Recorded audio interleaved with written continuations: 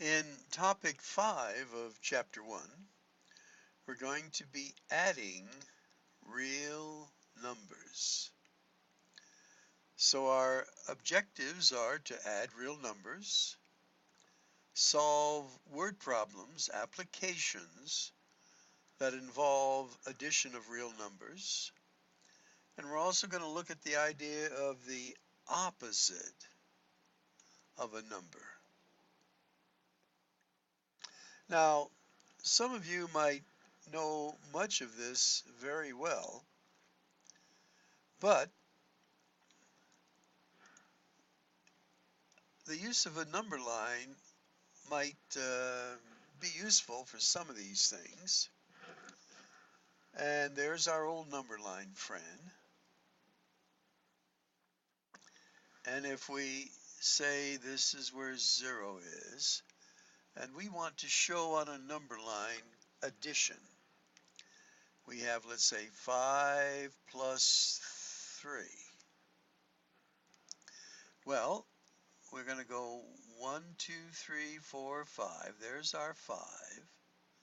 And then from that point, we're going to add 3. 1, 2, 3. And the number we get to there is 8.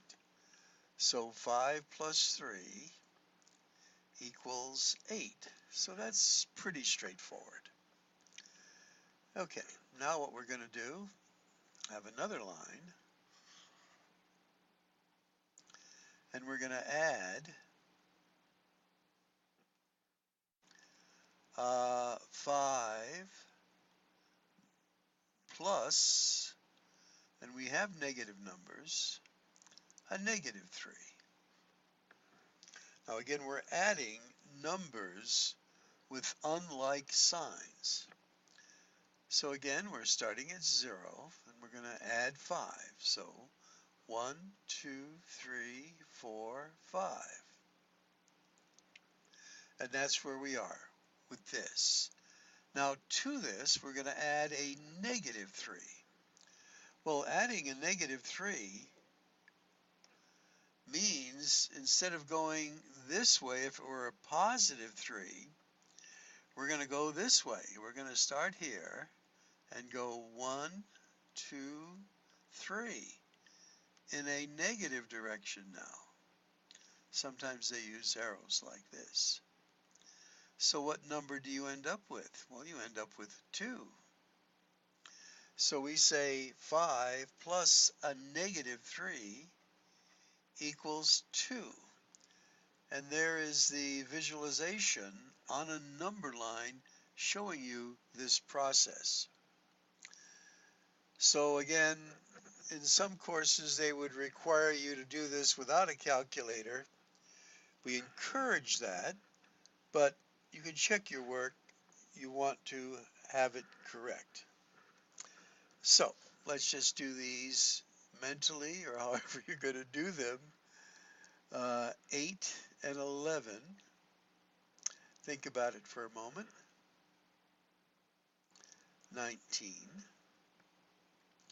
Now here we have a negative 3 and a negative 15. So we're going in a negative direction here. So this will be a negative 18. And again, we're adding 2 negative numbers. We're going to go 14 this way and then 35 that way. So this gives me a negative 49. Now there are some rules here, and I should review them with you. If they're both positive, we just add them together, and it's positive. If they're both negative, we add them together, and it's negative. Now, again, here is a fraction. They're both negative, so we're going to just add them together. Our sign's going to be negative, but since they're a fraction, we have to have a common denominator. Take a guess what it might be. 10.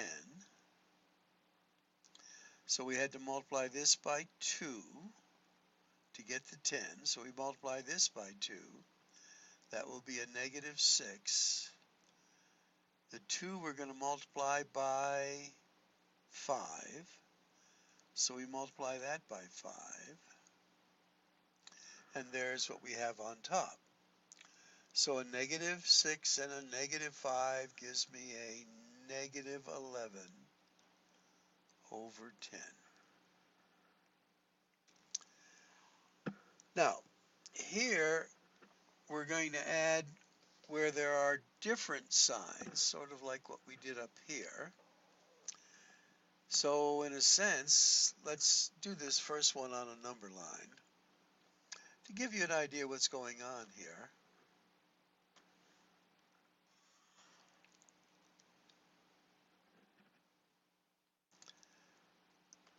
So we're going to start here with a negative. 0 is over here somewhere. So 1, 2, 3, 4, 5, 6, 7, 8, 9. There's negative 9 right there. So we've gone all the way down there with our negative 9. Now to this, we're going to add a positive 5.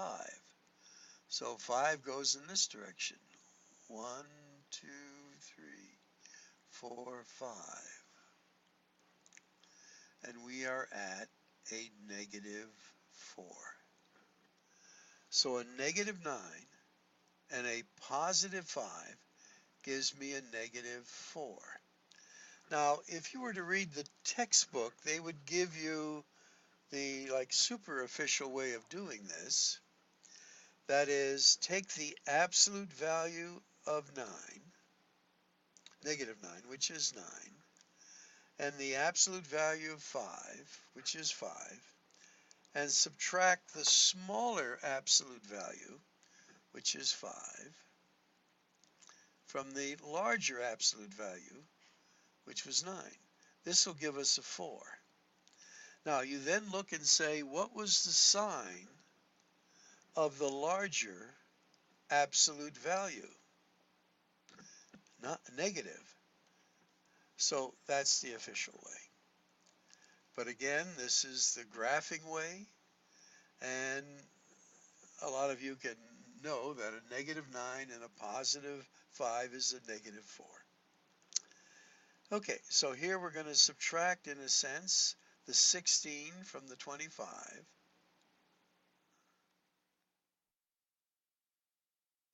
That gives us a 9. And the sign of the larger absolute value here is negative. So negative 9. And then for a decimal, the key for doing decimals is you have to line them up carefully.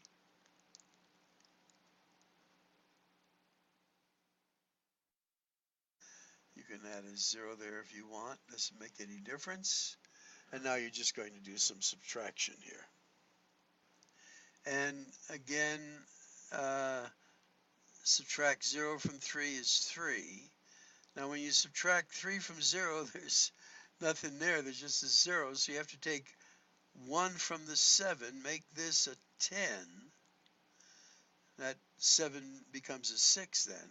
So this gives you 7 here. 3 from 10 is 7. But now this 7 is now a 6. So 5 from 6 is 1 and 1. And there's your answer. Again, you probably do it with your calculator. All right, letter H. Now here we have to get common denominators because we're dealing with fractions. And you might say 16. Well, no, the smaller one would be 8. So this is already an 8, and that's going to be a negative 5. But what do we have to multiply this 2 by to make it an 8? Well, 4. So 1 times 4 is 4.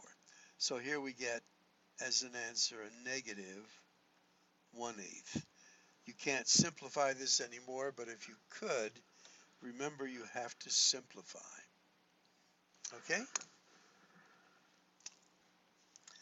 I should let you try these on your own, and if you want to, so we don't use up tape time, you could pause it and then try these on your own, and then we'll do them. Now, again, looking at our strategy, these are both negative, so we're just going to add the 7 and the 23, get 30, and apply the negative sign. Now here, this is a negative and this is a positive. So we're going to go the larger absolute value, subtract the smaller, and this gives us a 4. And then we apply the larger absolute value sign, which is negative. Again, this is a technique described in the textbook. If you put it in your calculator, negative 42 plus 38, you get negative 4. And here this is a straightforward one. 53 minus 22. They gave us an easy one to work. This will be a 1. That'll be a 3. So, a 31. Here we didn't have to change any signs because the larger absolute value was positive already. And we just subtract. Again, we're looking for a common denominator. 12 and 8.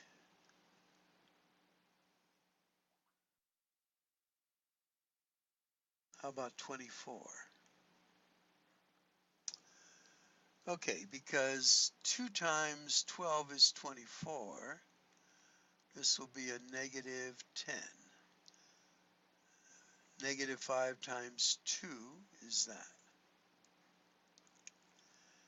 8 times what is 24? 3. So 3 times 3 is 9. So this will be a negative 1 over 24. Now keep in mind you can write the negative by the division bar here, the fraction bar, or you can put it by the 1, or you could have put it by the 24. The preferred place to put it is by the division bar. Now we'll move it up a little.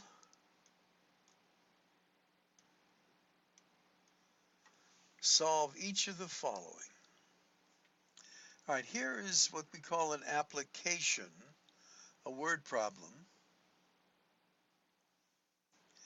At the beginning of a chemistry experiment, Amy measured the temperature of a liquid to be -5. So let's put that right there.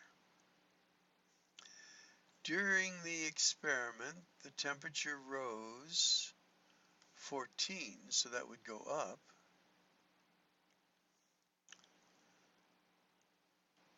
What was the liquid's temperature at the end of the experiment?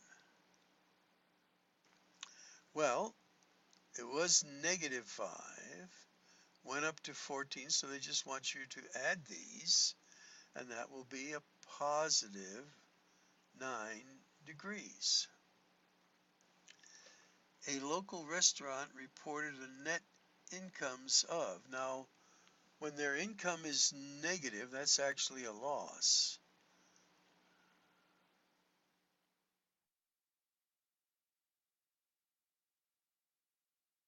So these are 3 negative numbers. So when you add these 3 negative numbers together, you just add them up and you put a negative sign in front, and that will be a negative 4,248. And that is right down there too. So I was looking down there. Find the additive, inverse, or the opposite. Well, let me give you a little background on this too. Now, we had said when we talked about the number line a long time ago, not too long ago, if this is 0, this is 1, 2, 3, this is -1, negative 2, negative 3. We said that for every whole number, there was an opposite number on the other side. And if we took a whole number and its opposite and added them together, it would equal 0. So the additive inverse, or a number's opposite, is what we add to the number to make it a 0. So what would we add to 8 to make it a 0? Right, negative 8. What would we add to a negative 9 to make it 0? A 9. And 0 is 0. So now here, this is a little tricky. What would we add to the absolute value of negative 17 to make it 0? Well, the first thing we have to do is take it out of the absolute sign. And remember, anything within the absolute sign comes out as a positive. So what is the opposite then of a positive 17? And the answer is a negative 17. And you might say, oh, that's the negative 17. But again, with the absolute signs, you have to do that. Take the absolute value, then find the opposite, which is right down there. Okay, some students will need to see addition performed on the number line. Oh, we did that. Good. Some students will need instruction on inputting negative numbers into a calculator. Now, depending on the nature of your calculator, sometimes it's just the negative key, and then sometimes you have to use a special key where they have, this will be the key, and they have it in a parenthesis. So sometimes the negative key, sometimes this key. So I'm pretty sure you probably know that already. And we, again, talked of the definition of absolute value. Okay, so this was a short one.